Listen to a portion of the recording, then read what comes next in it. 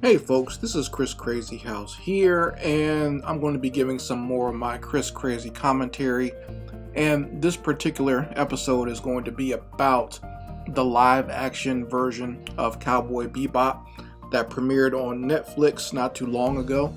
And a lot of people are talking about it now, and I kind of wanted to put my 2 cents in. I did watch the first episode. Well, actually, I watched the first 4 episodes of the show, and then I just decided to skip ahead to the very last episode, and that's basically all I could tolerate because I the best way I can describe it is I made the mistake of actually watching this live action series. Okay, so I'm going to give my commentary on it. This is not a formal review, so I don't want anyone to come into this video thinking they're going to get a long form review of the show, but I'm just going to be giving my thoughts at a random pace here. And just to give you some context, this is coming from someone who actually is a fan of the original anime series. I loved it ever since it first came out, the first episode that I saw, and I originally saw it when it first was still in Japanese before it came to America, and then I wound up watching it in reruns on Adult Swim on Cartoon Network, and I watched it over and over again. I actually went to the movies, an actual theater, to see the actual film Cowboy Bebop Knocking on Heaven's Door, the animated film that they created that went along with the series, and I thoroughly enjoyed that, and I would highly recommend that. So even if you've never seen the actual series, I would still recommend you actually watching the animated movie as well. If you are an animator, an artist who just does comics or pop art, or even a writer, I would definitely advise you to go ahead and watch the animated movie, and that will get you probably into wanting to watch the series as well. I do own both the film and the series on Blu-ray, so just saying that, I'm a big fan of the concept and the characters and the animation. So just to let you guys know, I do know what I'm talking about when I talk about this live action version of it. So earlier in the week, I released a meme on my social media platforms and my overall thoughts of the Cowboy Bebop live action, and I posted the anime and the live action side by side, and I said the anime is kind of like the really cool dream you had last night, and the live action is trying to explain that dream, add real world logic, and making a mess of a story. That's kind of my original impressions of it. When I made this meme, this was right after I watched the first episode, and then I went further into watching the rest of them and watching the last episode, and it kind of changed my opinion of the show. Before, I was just sort of thinking like, these people just kind of made a big mistake, but the more I watch it, the more I see it almost comes off as malicious intent, like they were trying to deliberately take something that people love and destroy it. That's the way it came off to me watching the other episodes, because there is no way possible that you can tell me that you were actually a fan of this property and then you went ahead to make this live action version. Okay, it's because I've heard both some of the actors and some of the people producing this say that this is a love letter to the anime. It is definitely not that. It is a trash remake of it. And I've heard people also compare some of the acting and some of the scenes in the live action, saying it's people, almost looks like people doing cosplay reenactments. I would even say that's disrespectful to people who do cosplay reenactments, because people who do cosplay actually take their time and they actually have a love of what they are doing the cosplay of. Whoever made this did not have a love or any type of appreciation for the original anime series. Not at all. The only thing I can assume is this was just a cash grab because they don't have, Netflix is starting to run out of rights on different things, different properties and different genres, And when they try to just create their own thing, sometimes that can be hit or miss. Sometimes they'll be successful, like Stranger Things, but a lot of the stuff that they create just kind of falls off the map. So they're always looking to take something that is well known, well established, and that's popular and remake it and try to make some money off of it. That's why you've seen so many different remakes of popular properties like the Masters of the Universe, Carmen Sandiego, even like Sherman and Mr. Peabody and stuff like that on Netflix. They try to take established properties and kind of remake them in their own fashion. But when I see stuff like this live action Cowboy Bebop, I really can't even call it Cowboy Bebop. I should just call it like Soy Boy B-Flop, because that's basically what it is. There's no way you could have any type of appreciation when you make something like this. And just sitting there watching it, I was getting more and more frustrated, because overall, the series, it seems like anything that they borrowed from the anime, like any scenes or any characters or any storylines that they borrowed from the anime did it better. The anime did it 100 times better. So it's almost no point in watching this live action version. You might as well just go ahead and watch the anime. And then the other half is the newer things that they took and tried to add their own stories and their own input and their own political sensibilities into it. That stuff was so bad, you kind of look at it and scratch your head and say, why would you do that?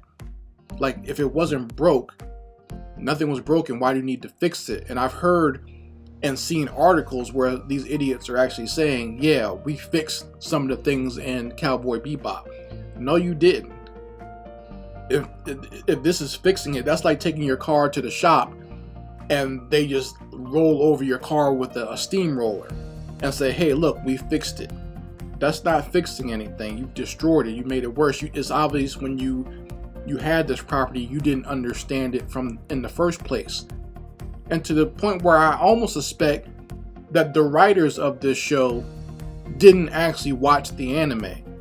You know what I mean? Like, it almost feels like they went on Wikipedia and read the synopsis of the characters and the synopsis of each episode, and they didn't actually sit and actually watch it, so they get no real context. They're just getting the Cliff Notes version, and they made their own thing based on just reading that.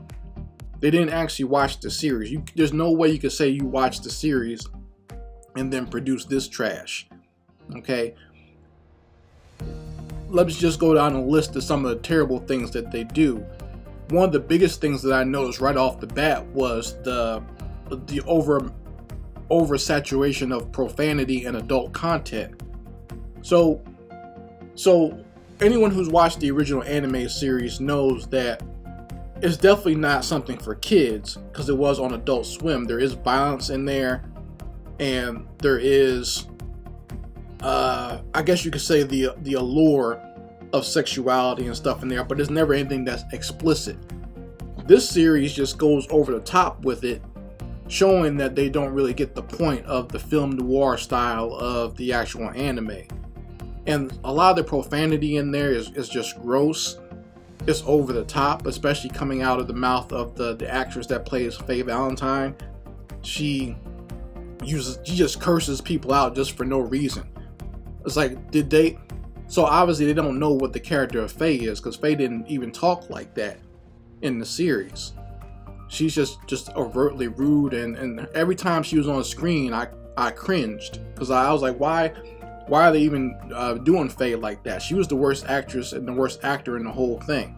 I know some people are saying they don't blame her, they blame the writers more so, but she should have known this was bad. But then again, you saw how when she was just criticized for her outfit, how she reacted to that on social media. She was very arrogant and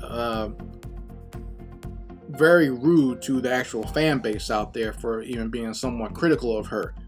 But you need to understand that the fan base has been seeing people at conventions and everything else dressing up exactly like the characters and looking 10 times better than what you were putting on. So you shouldn't be getting too offended by that. But like I said, just the over amounts of profanity. They use a lot of like toilet humor, like stuff that you would see on like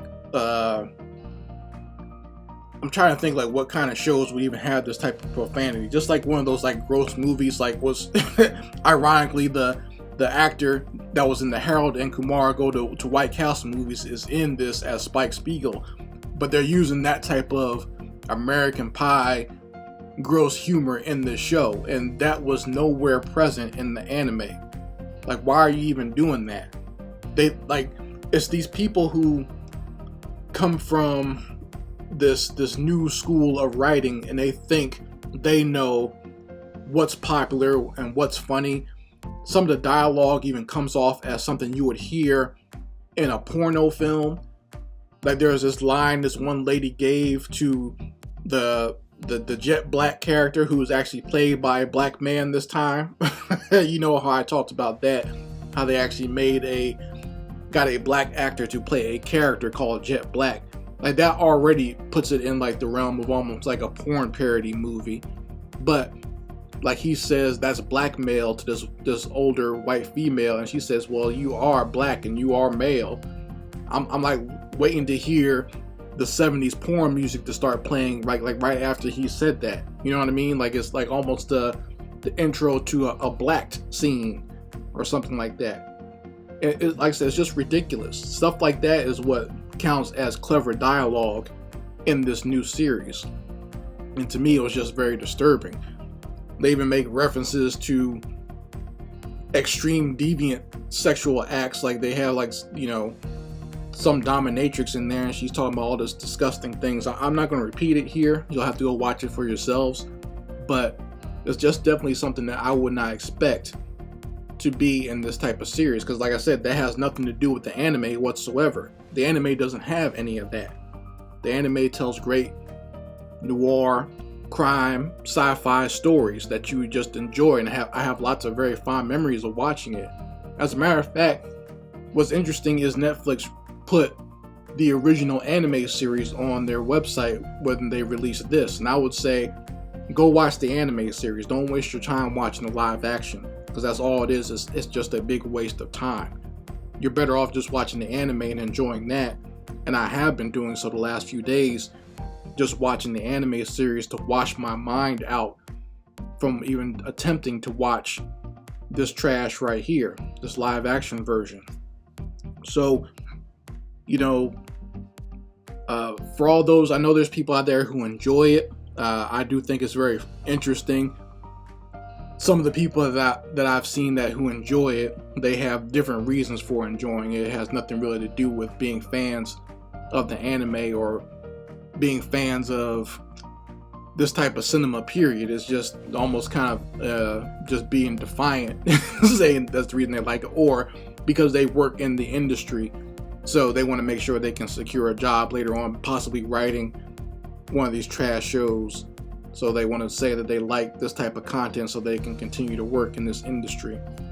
But I just can't do it. I can't say that I enjoyed it at all. And even overall, just the look and the style of the show, like some of the 3D animation in it, like you can tell a lot of this stuff was shot on a green screen and shot like on a fake background or whatever, and it doesn't look good though. It's not seamless. It's not like The Mandalorian. It's not like films like that do a good job with it, like films like Battle Angel Alita. Like, if you want a good comparison on how to do a great live action anime, go watch Battle Angel Alita. Like, they got it right. But then again, you have two people, both James Cameron and Robert Rodriguez, who have a love and appreciation for the source material. They weren't trying to interject and add their own sensibilities to make something different. They love the original and they want to put that to screen. You see what I'm saying? There's a big difference. When you love something and appreciate something and you want to put it into a new medium, there are ways to do it. Even looking back when Robert Rodriguez, when he made the Sin City movie, he had a love and appreciation of the source material and he wanted to put that to screen. There's a difference between doing that and then just like I said, what it appears to me anyway, I don't know this for sure, but it appears to me that they read the Wikipedia and the character profiles on some website, and then they made their own version of it on this live action Soy Boy B-Flop. So you folks can let me know how you feel about it in the comments section. If you've watched it, God help you. If you haven't, if you're a fan of Cowboy Bebop, I wouldn't say go watch it. I would say go rewatch the anime, or go rewatch the animated movie. Don't waste your time watching this live action version, because it's definitely not worth it. Anyway guys, this is Chris Crazy House signing out. Peace.